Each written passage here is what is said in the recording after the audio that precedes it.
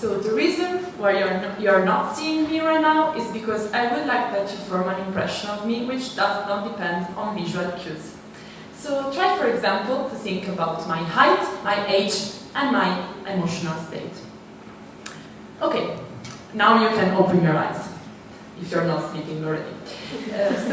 Here I am, and maybe you could have guessed something about me. For example, my age, that I'm quite young, but forget for a moment that we have to be less than 30 years old to participate in this competition, and that I'm quite stressed, and because my voice trembles for this presentation.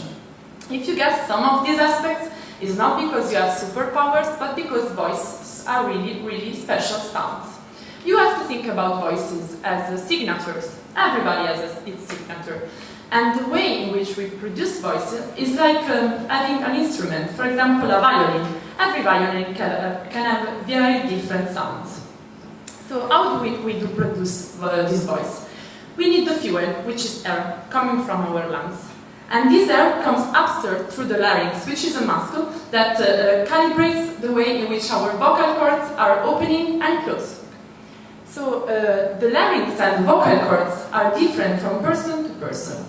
And that is why sex matters. In fact, males have larger vocal cords and a larger vocal tract, which makes their timbre and their pitch lower than for females.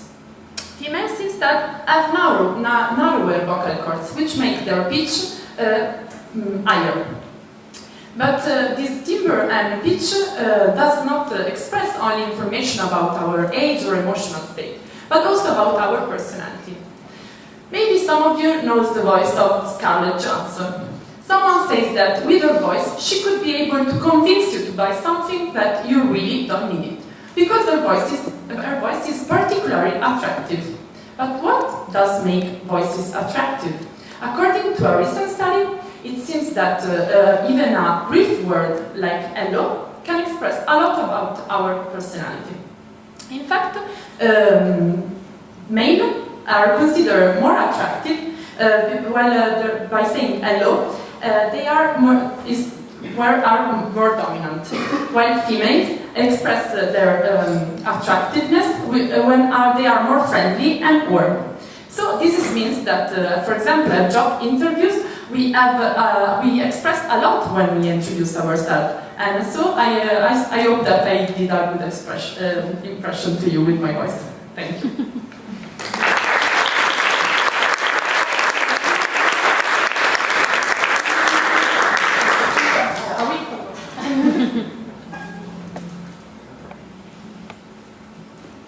Why did you choose the topic of the voice? Is it part of your subject? Is it something you're involved in? Yes, I'm a PhD student, and I just started my research here in Marseille at the Institute of Neuroscience at La Timone, and I'm studying voices. And in particular, I'm studying phonagnosia, which is a disease for which a person cannot recognize voices of other people.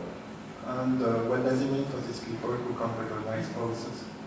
That, for example, they cannot recognize the voice of their mother or their son.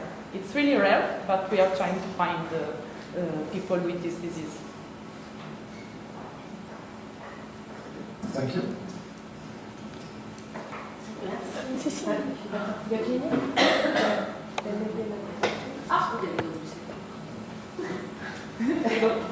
The question is, how does it work to recognize a voice? How does it work? For example, it seems that there are areas in the brain which are specific for recognizing voices. In particular, the identity of the person, which are situated in the temporal lobe, and it's called the temporal voice areas, and they are in the superior temporal sulcus.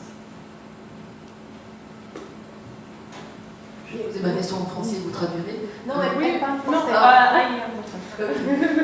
Donc en fait, est-ce que, admettons qu'une zone ne permet pas de reconnaître la voix de sa mère, c'est ce que j'ai compris, est-ce la personne peut utiliser d'autres circuits dans le cerveau pour justement reconnaître après oui. la voix de sa mère? En fait, Okay, the problem, for example, because there are not so many people with this disease, is because the situation in which we have just voice available are really rare.